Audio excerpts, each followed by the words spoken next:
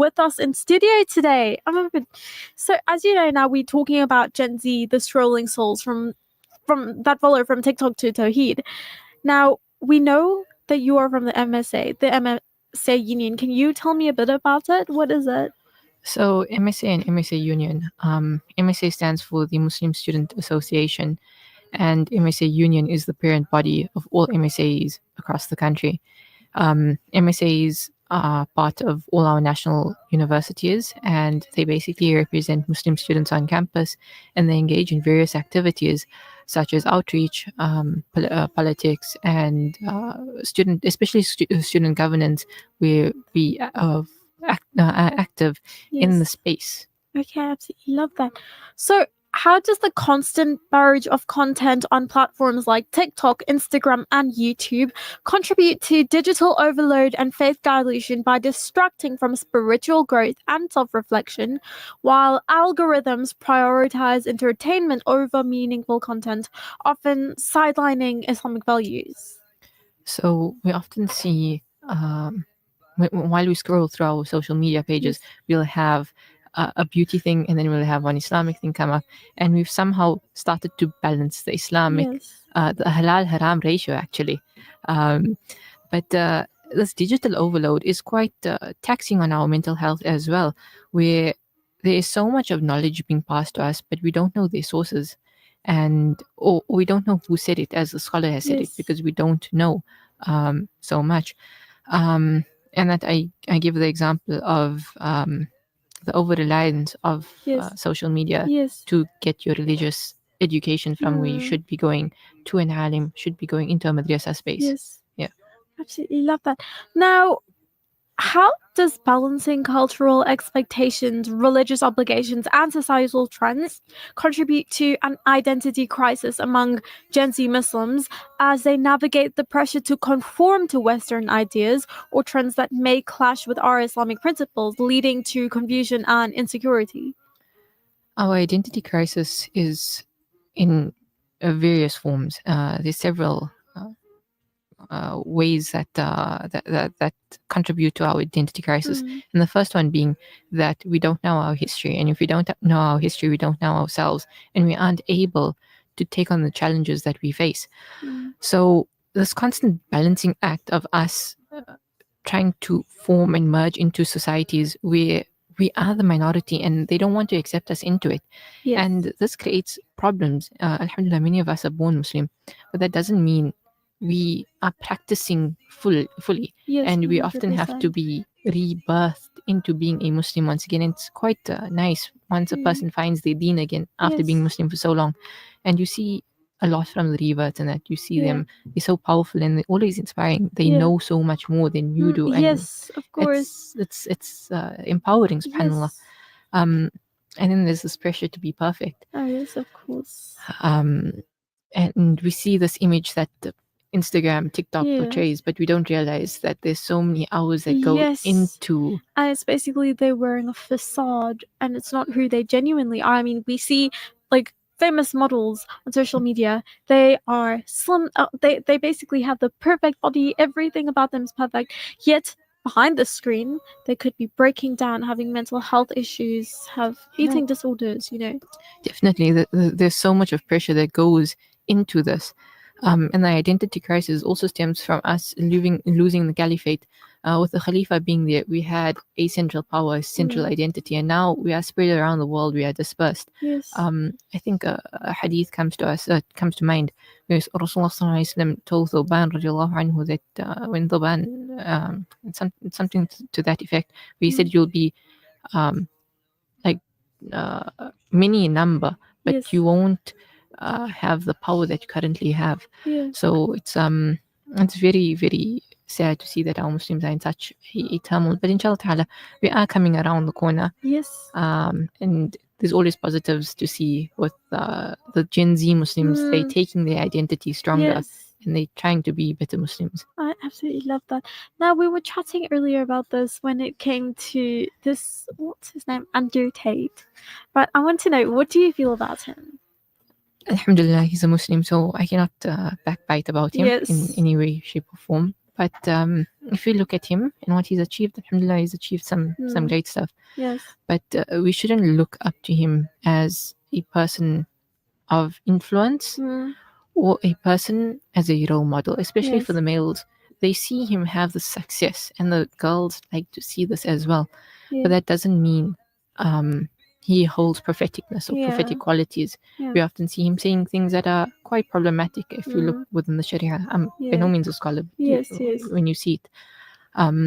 So when we look at him, we should always look at the sources of Sirah and that, and see, okay, what he needs to, what we need to also empower ourselves with. But take people of good character to be role models. Of course. Yeah. I absolutely love that. Okay, I want you guys to tell us, how do you feel about Andrew Tate? Send us a WhatsApp or call us at 060 904 1056, 060 904 1056. Now, Tasneem, how does modern day society focus on hyper-individualism conflict with Islam's emphasis on community and collective well-being?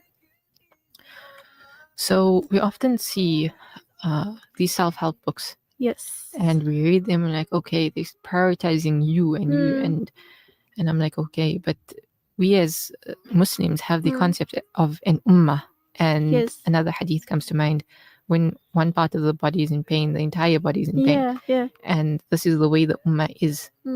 And we see the oppression of our Palestinians. May Allah subhanahu wa ta'ala ease their pain, the Sudanese, all of these people. And we feel their pain, even though they are so far. We see it, we cry at times. We see great ulama, even in the Haramains, that they're crying for their relief. But hyper-individualism versus the community values, we've become so warped in me, and I, that we forget that our actions harm those around us. And this is not what the ummah is about. We should always be mindful of the next person.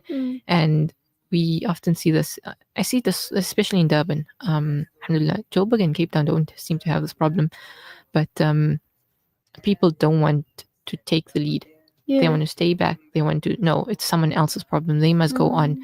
They must do it. But this is not who we are as Muslims, because we have to take the lead. We have to take the banner. And Surah Waqiyah often mentions the Sabiqun, the forerunners. So we should be the forerunners in doing good, in joining good. And by us sticking to ourselves, sticking to our clans, doesn't allow us to engage in community affairs and go out, because our community needs us.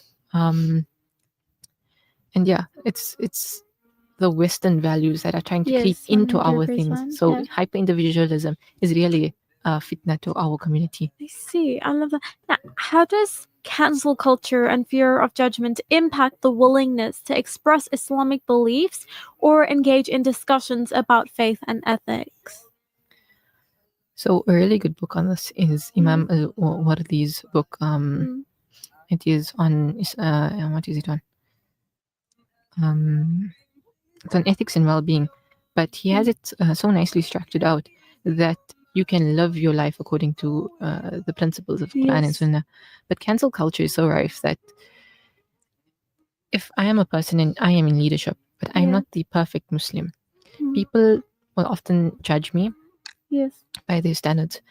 And their standards may be a bit higher or lower than mine. And I'd still be getting there. So they wanted to cancel me on something that I'm not doing already. And but I'm going to state that don't cancel a person if you are not doing what the work that they are doing. They are taking up space as a Muslim, and that is, our kalima is the same, and they are taking up that space, which is so important when we are a minority in this country and around the world. So don't cancel them. Help them go up, advise them nicely, but also don't take everything too hard. If someone tells you something, take the constructive criticism. The fear of judgment is always going to be there. So take it in your stride. As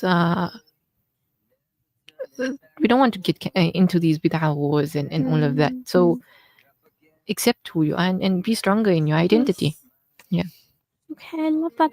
Now, how do online pressures, social appearances, and Islamophobia contribute to mental health challenges, and how does stigma within some Muslim communities affect access point to support?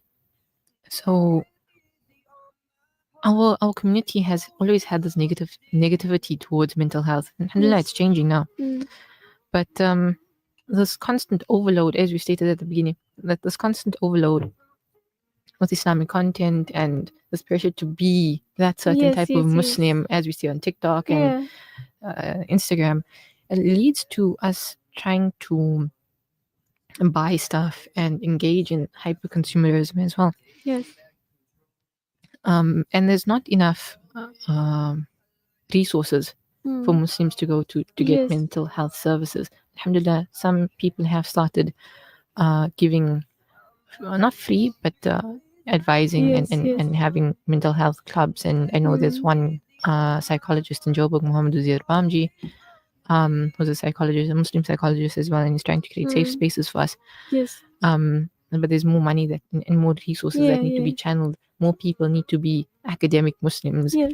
So not only knowing your deen, but knowing your circular sciences as well, and being able to balance that. So Muslims who do face mental health challenges can go to them, because we know that it's really a big struggle to find someone who you can relate to. Yeah. Of course. Now, how does prioritizing outward symbols of faith over deeper spiritual practices affect the sincerity of one's relationship with Allah subhanahu wa ta'ala? The superficial connection to faith is something that Mullah Fazl Rahmani Ansari rahmatullahi alayhi mentions in his book, Islam to the Modern Mind. And this was part of his lecture series in 1970 and 1972. Yes. So it's been a thing. And he states that we have become ritualistic Muslims. Yes. And we often use the hadith of Allah will judge me by our intentions without using the full hadith. So we are doing injustice to our own traditions and that. But it's very important that by wearing Muslim attire, you shouldn't be going to places where you'd be doing disservice. So non-Muslims shouldn't be seeing you in those places. Yes. My mother often states, don't be in places where the angels wouldn't want to come if you had to pass away. And the superficial connection to faith, alhamdulillah, we celebrate Eid. In South Africa, it's quite good. And we have quite a good grasp of our deen. But we shouldn't be blind following. Just because your grandparents did, your parents did, doesn't mean that you can't go out and find 100%, more and find better. Because Islam is quite orthodox in varies from South Africa to Cape Town. We Hanafiya, Cape Town is Shafi'i. Joburg is a mixture as well, but mainly Hanafi as well. But we should also be very careful. Superficial faith leads to us not being able to question what is halal and haram, and we have to go out and go into shops and that and look at the product. Oh no, it doesn't have gelatin, it doesn't have pork. That doesn't mean that the production process and all that.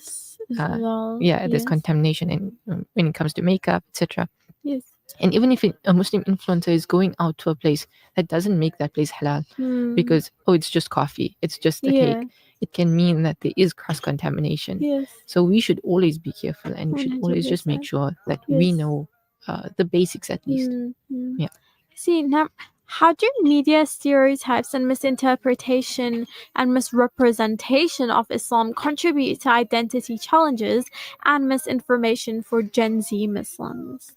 So many of us were born, or Gen Z was around the time where ISIS came out with their videos and that. Yeah. And these are still online. And so the Islamophobes, the atheists, will often take this and try to throw it in our face. This is what Islam is. Yes. When we know ourselves Yes. that ISIS is not a representation of Muslims and Islam. So a lot of Islamophobia comes from that. And then there's misrepresentation with many other fringe groups that are on the outskirts of the Muslims. Yeah. And this is problematic because people who want to categorize everyone. For instance, the Sufis. If you understand the teachings of the Sufis, you'll realize that they are very orthodox and they are very conservative. Yeah. They stick to Quran and Sunnah only. And with this, we often see some strange videos come out online, and then people are like, no, how are these Sufis? And Yeah. this misrepresentation of an entire group by people who Yeah. don't necessarily understand what Sufism is and what Tasawwuf is. I am an advocate for Tasawwuf. It is very good for spirituality, Okay.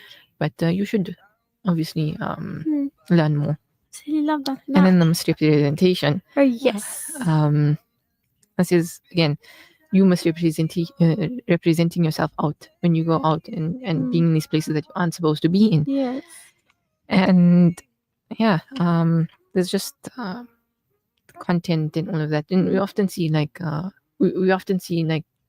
one bad caricature or something come on, makes headlines, and then like, no, this is not the Prophet Muhammad sallallahu alaihi wasallam or anything like that. Yeah. But it's not too late, but we had to be more active to prevent that. Yes. And that's not what what we are doing at the moment. So, yeah. I see.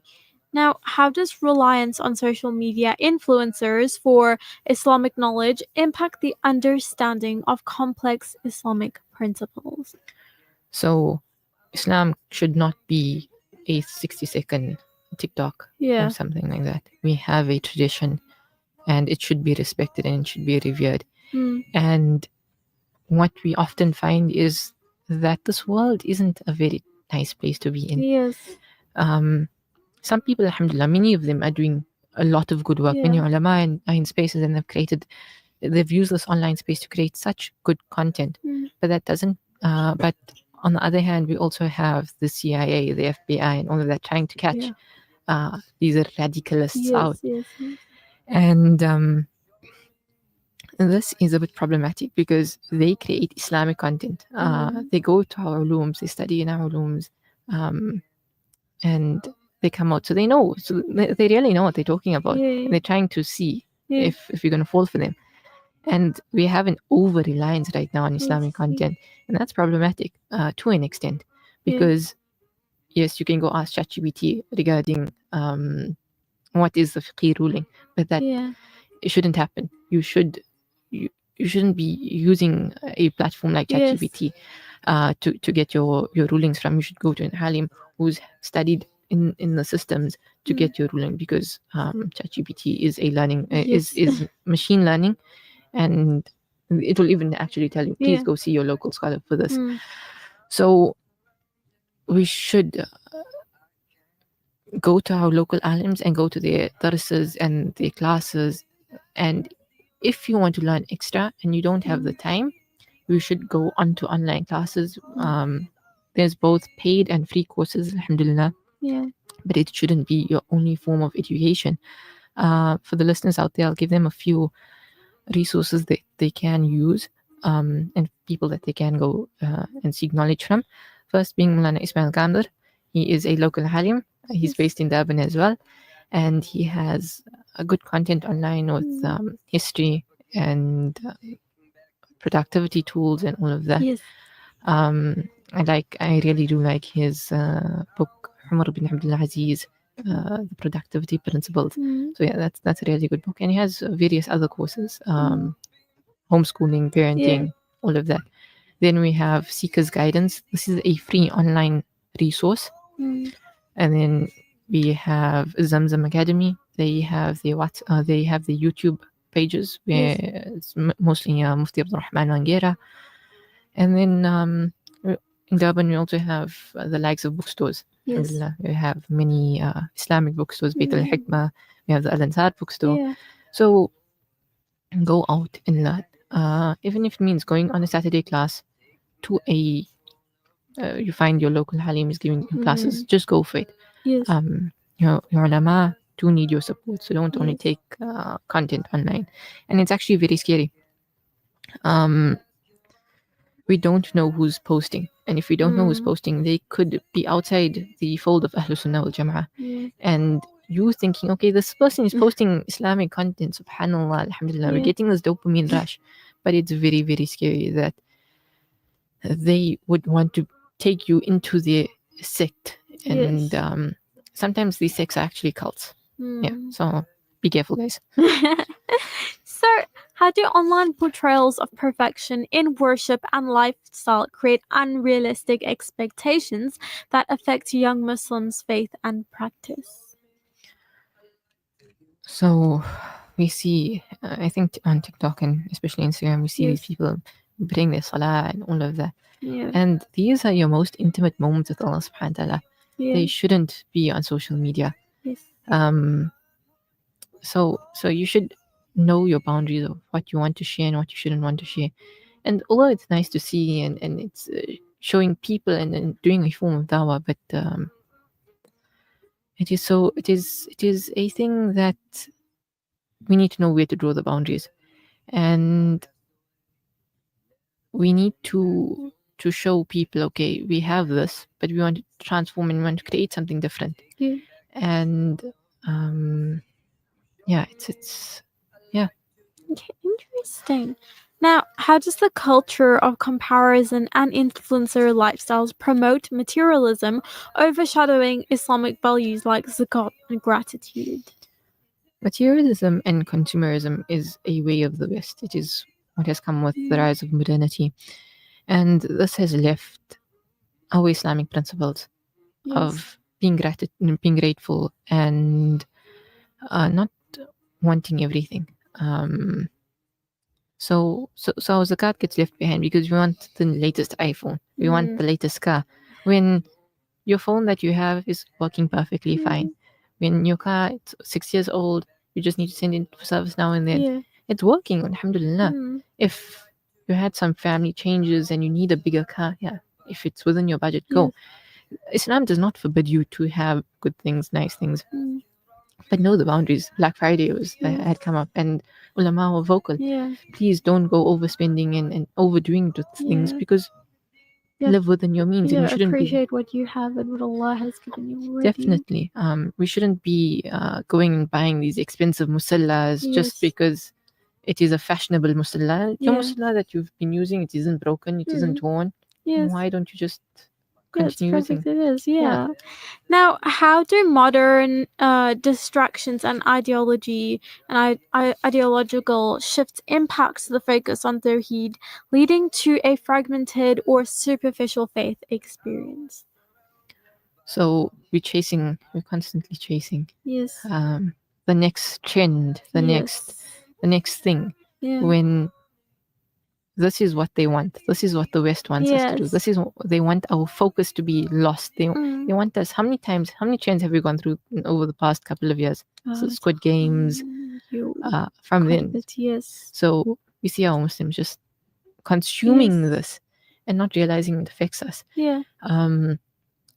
It's from Netflix to nafs, if I can put it that way. We want and we want and we want. And are we performing our salah on time? We're watching that soccer game, salah time is going. We're watching that movie, okay? Are we still prioritizing our time for tawheed? Are we still prioritizing our time for the dhikr? Are we still doing this? And are we doing it for the right intentions? Okay, you want that new car, but what are you gonna do with that new car? Are you going to go, okay, I have a new car, it has a bit more capacity. I see that old uncle on the road. Let me make the intention. Let me just take him in the car. He needs to go maybe up the road. I have a car. It's not going to cost me anything extra. So let me just take him up. But our focus is really being swayed and it's problematic. And we don't even have an attention span anymore because TikTok is 60 seconds. So teachers are having a problem in school. But we should go back to our principles. We have a rich history. I recently wrote a paper, Islam in Education, and it spoke on the way Islam was and how we merged and formed the current education system. It's quite sad to see us fall from that grace. And our schooling systems also want to push this idea of the West. But Muslims are always the forefront of education. So like I said, sabiqun, you be upon the forerunners. So go forward, Absolutely love that. Now, would you like to share anything else for our listeners? Okay, inshallah. So with MSA Union,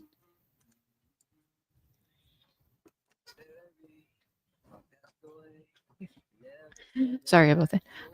So with MSA Union, we have a convention coming up next year, inshallah. Awesome. Yeah, so it's in April, inshallah, and we will be inviting all our MSAs across the country for this convention. So students, please do get involved. One thing I urge students to do is get involved in leadership. Yes. Get involved. You may seem, oh no, it's futile. But you don't realize the amount of skills that you build and the connections that you end up making.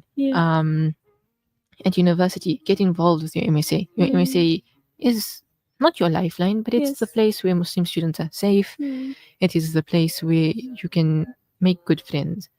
And I'll give another piece of advice is see those and make friends with those that are sitting in the musallas, because you know that they prioritize their deen and their salah.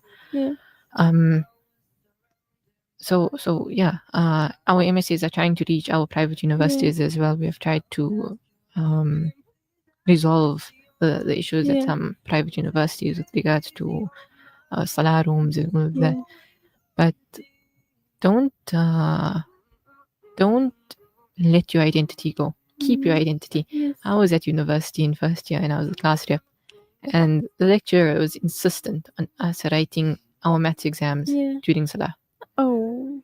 And I'm like, ma'am, please help us out. Yeah. And she's like, no, you have to write. But I was in that place of influence that I got to take it 1 hour back. So at 1 o'clock, we still had that time. They would go read salah and come back. Yeah. But yeah, MSA Union Convention is coming up, and we actually turned 50 this year. So so it's actually been going on for quite a while. So MSA Union, alhamdulillah, is the Islamic Medical Association, I think, is about 43. MSA is older than the IMA as well. Oh, okay. So yeah, the MSA is a very, very important structure for Muslims to be a part of, and it's actually really fun. Yes. Our MSA is just completed the Black Sea project. Okay. Where I got the details the other day. Yes. And we raised over 200,000 for Sudan. That's brilliant. SubhanAllah. And we did it in such a way that the country was busy doing Charity Week. And this is an international project as well. We finished Charity Week. We were busy with exams, and we did the Black Sea project. So SubhanAllah, a lot of the community came involved. But yeah, get involved. It's really nice. Yeah, I absolutely love that. Now, Jazakallah for coming on with us today. Wow, it was absolutely lovely. I hope to have you on soon again, inshallah. Well, anyway, Jazakallah. Assalamu alaikum wa rahmatullahi wa barakatuh. Alaikum salam. Jazakallah for having me. Okay, I will be back right after an ad break, so stay tuned. This segment is brought to you by Kenfield Auto, your RMI approved service and repair specialist. 236 Brickfield Road, Overport. Kenfield Auto. Bismillahirrahmanirrahim. ربنا افتح بيننا وبين قومنا بالحق وأنت خير الفاتحين. Car won't start? Kenfield Auto. Noisy brakes? Kenfield Auto. Due for a service? Kenfield Auto. Kenfield Auto, the answer to all your car problems. Your service and repair specialist for your VW, Audi, Suzuki.